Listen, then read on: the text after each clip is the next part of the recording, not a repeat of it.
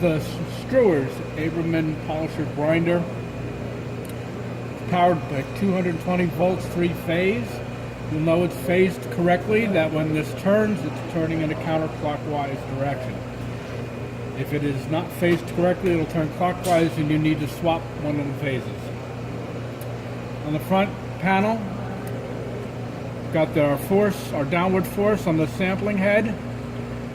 Our interactive keypad and display has 2 modes, has a programmed mode and a manual mode, and our standby and on switch. On the side of the instrument is the main power switch. If you remove power via that switch, or power is lost to it, all of the things that you have saved data in here is gone. However, if you're just going into standby, you can see we still have the period there. You turn it back on, and the manufacturer recommends leaving it like this, leaving the main power on, and when you're not using it, putting it into standby. Below the surface, the polishing surface, you have your start switches. To engage this, you have to hit both of them at the same time, which I'll show you, and your emergency stop is here. In the program mode, you have up to 8 different profiles, which you can set up for different things, but they do not run linked. So when you do, it's for different stages of the processing. So you'll have your first stage, which might be very coarse or whatever. So you'd have number 1, you have it set to the time you want, and you change the time here in 5-second intervals. The speed, it only has 2 speeds. It either operates at 150 or 300 RPMs. And you can either have the water or the doser. Now the doser is equipped on here, but it has no dosing bottle, and there is no connection at the end of the hose. There's a hose here, so you may need to get something that put that to be able to position that where you want it to be, depending on your application. In the manual mode, you have stop, disc, and water, so you can turn the water on and off. You can turn the turntable on and off, and you can stop. Now the stop also will stop the automatic program at any particular time during that program.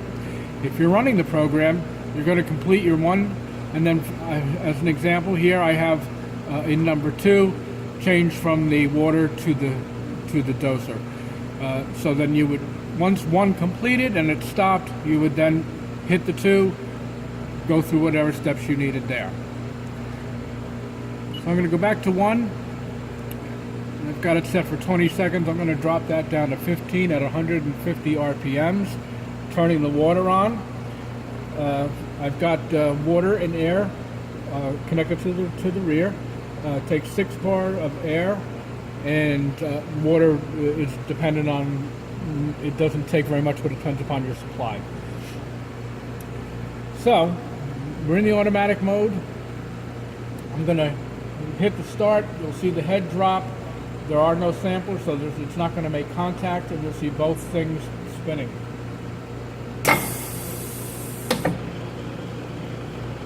You have to hold the start buttons down until it's engaged.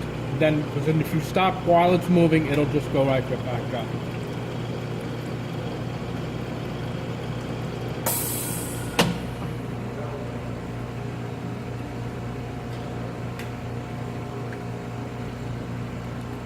I'm now in number 2. I changed the speed to 300 RPMs, which you saw before, and the only other thing I'm going to put on here is I'm going to put it on water because I want you to see the water spout. And hit the start, it'll come down and you'll see the water kick on. I let go too soon.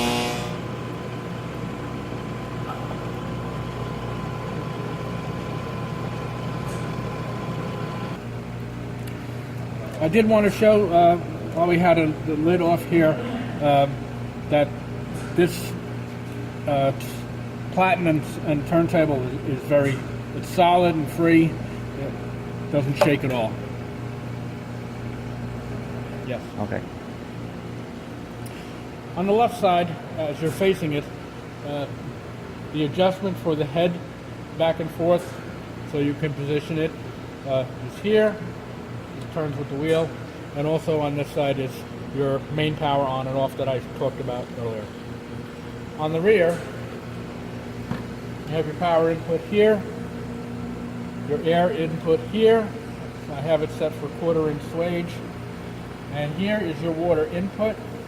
So it's just a hose, and then your drain output is here.